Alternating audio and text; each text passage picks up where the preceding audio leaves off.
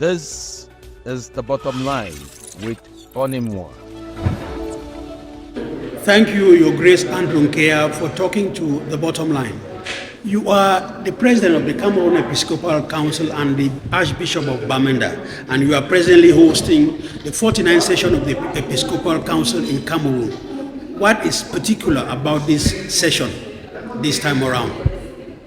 This session is very peculiar because we have been looking at some of the social and economic problems that are plaguing our country.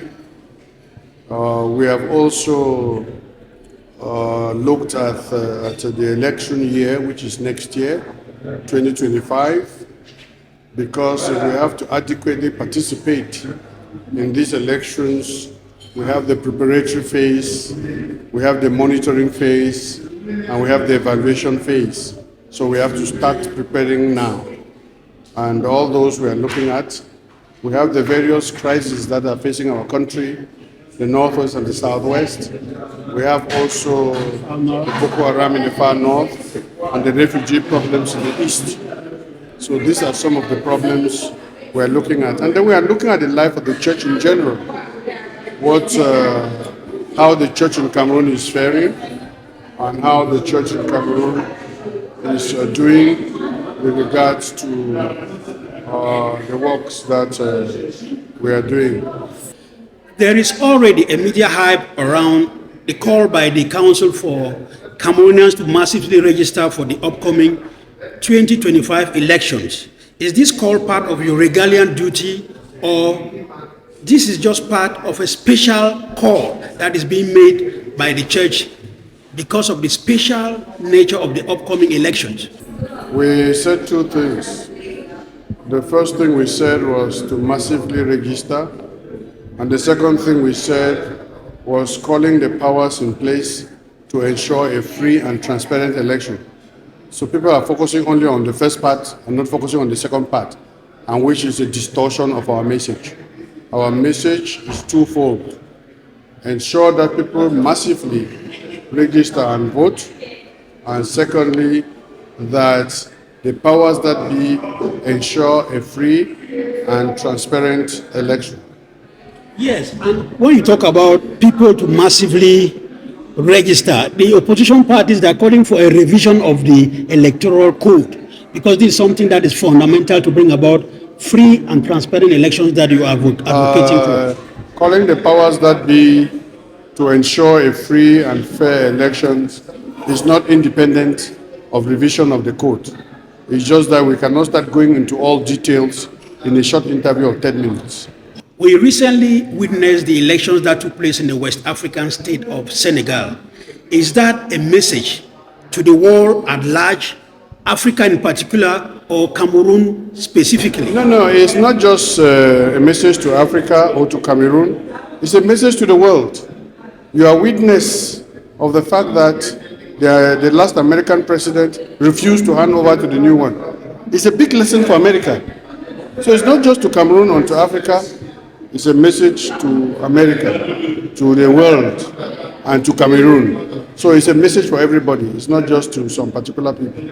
And the church stands on same-sex marriage in recent times.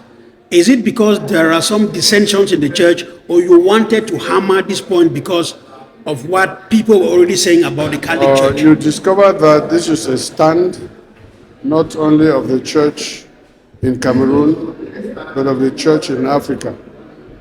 And we greatly appreciate the fact that Cameroonians have applauded this message.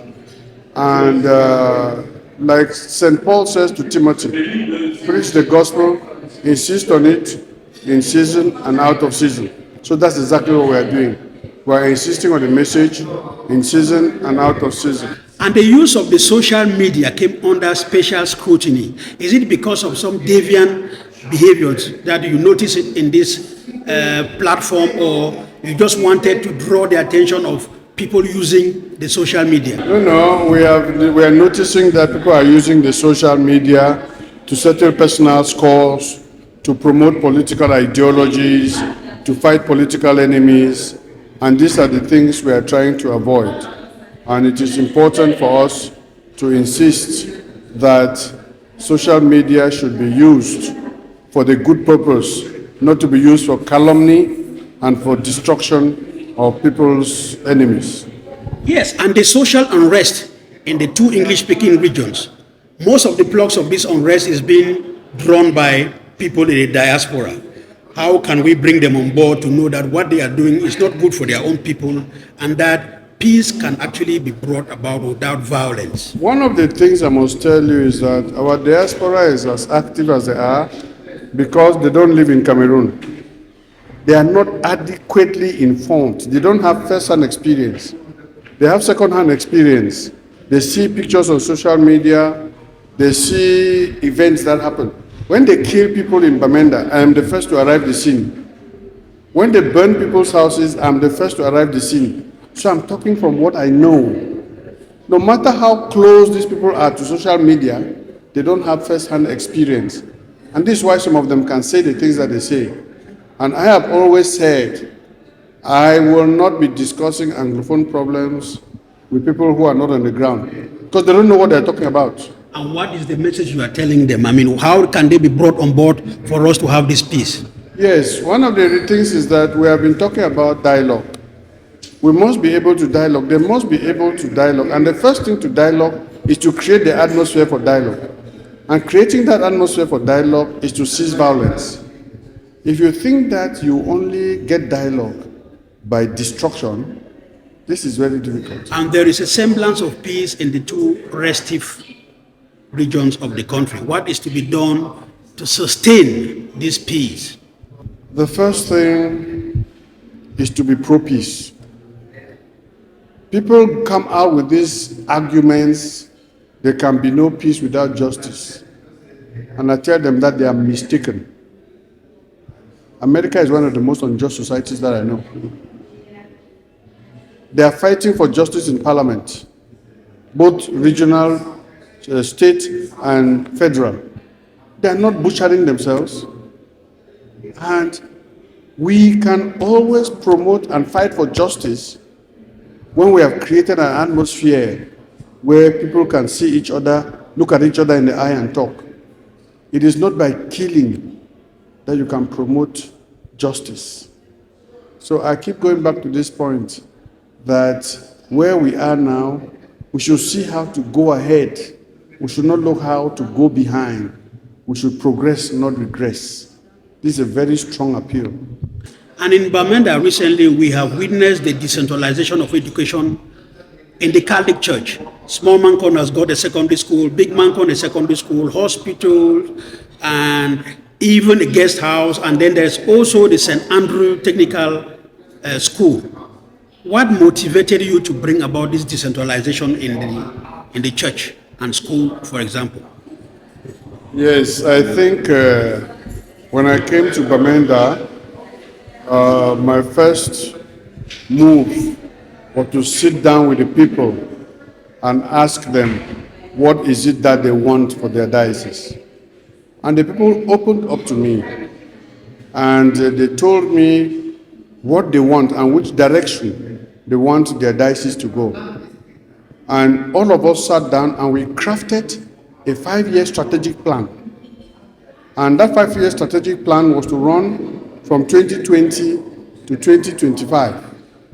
We are still in 2024, but I can tell you that 85 to 90% of that plan is achieved. And because the people crafted out those things, they are ready to put any amount of money at my disposal to realize those projects. And I think I greatly appreciate the Christians of Bamenda, and I will do anything it takes to promote what they want, because they are all on board and they are doing so very happily. Yes, that's part of the decentralization that we were talking about. And in the case of the Northwest and the Southwest region, they were given a special status. Special status. What is special in this status? Because when we look at what is happening on the ground, we don't see what is special about what is to take place in the Northwest and Southwest regions. If you listen to my speech at the opening of the conference this year, I insisted in that speech that we need to make decentralization a reality. The powers that be have to make decentralization a reality among the people. Give them powers. I give you a very small example. When I came to Bamenda, I gave the parishes 80% of their harvest for development. And if you go to every parish, they have a project going on. This is what I talk about decentralization. Everybody is trying to develop their own small corner, and that makes for integral development. Some people are building hospitals, some are building halls, some are building presbyteries, some are building their parishes, but everybody is doing something. Because I gave them back the harvest thanksgiving money. But here I'm talking about political special status. This is exactly what I'm trying to say. That we have enough documents which show us what decentralization is supposed to be. But the implementation of these documents on the field is yet to reach a good level. And until this level, this decentralization becomes a reality, that power is given to the regions. If power is not given to the regions and money put at their disposal for auto-development, decentralization remains a word on the television. Yes, it has no effect on the life of the people. The special status, some people take it as a blank check given to these regions. They can put any amount, can be 10 billion, can be 200 billion. No, it's a blank check. I don't think you adequately understand special status. I was in the hall during the Grand National Dialogue, the Major National Dialogue, when this word special status came up. And when we went into the hall, many of us Anglophones thought that we're going to be arguing for a two-state federation. When we got into the hall, we discovered that we were mistaken.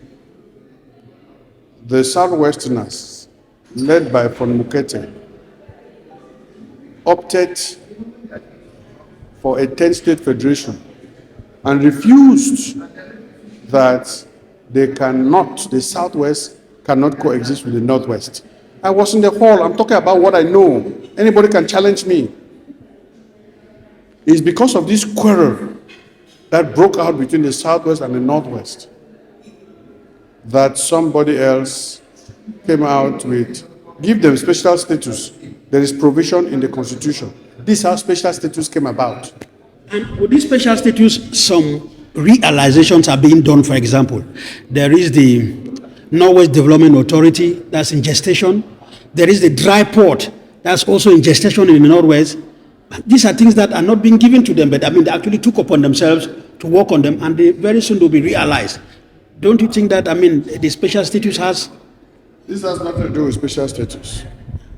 The special status that shows itself in the Constitution is that they have the regional assembly, and the Northwest and the Southwest has the House of Chiefs, which does not exist anywhere else in this country.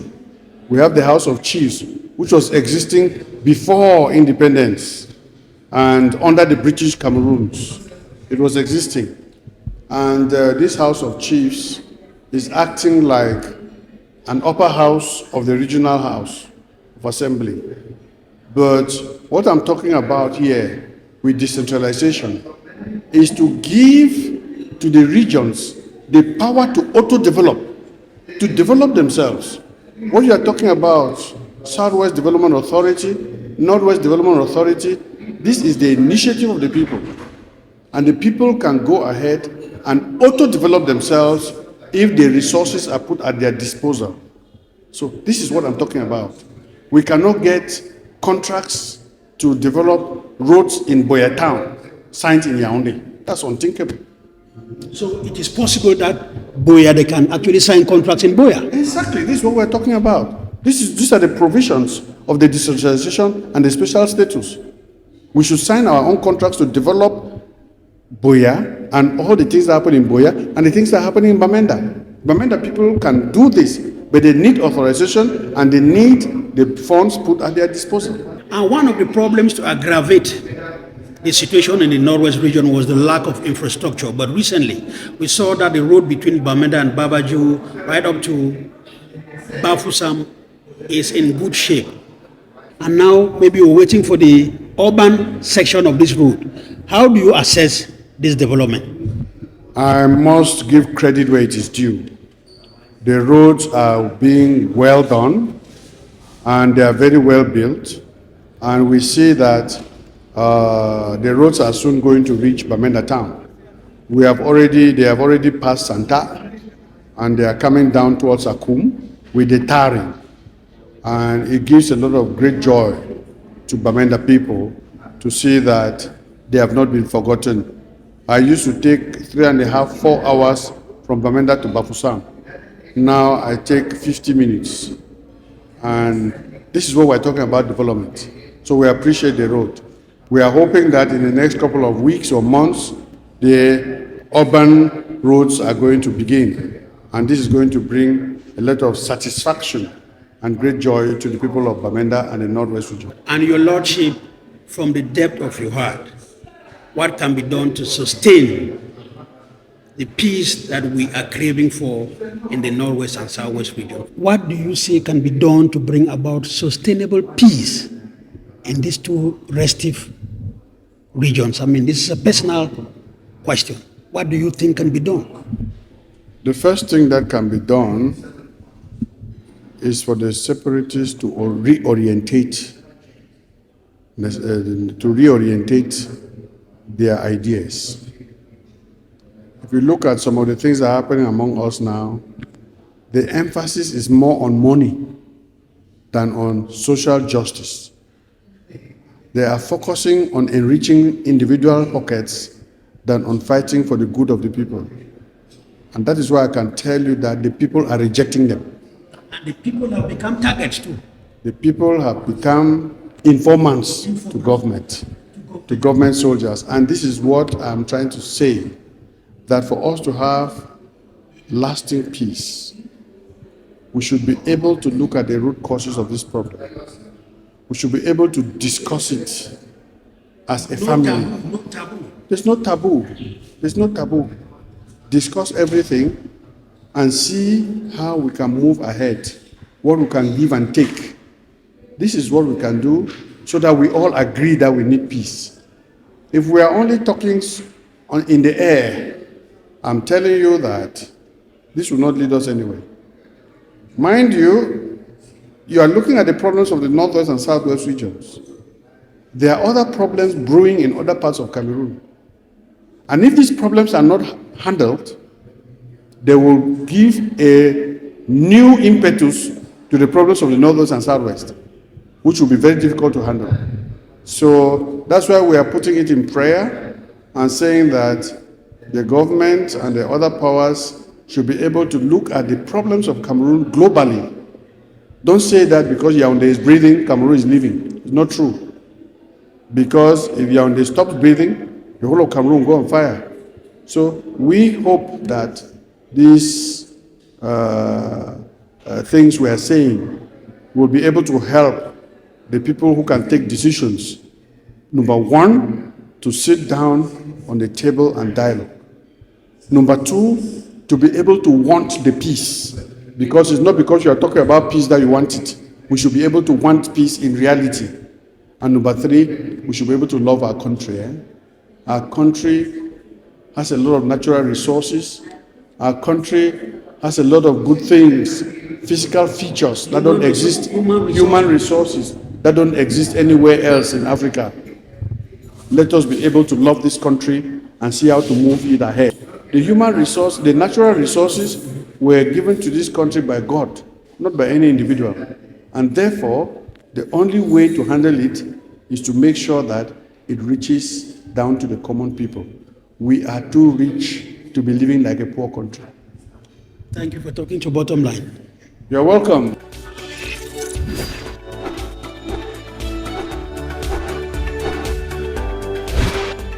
This is The Bottom Line with Onimwa.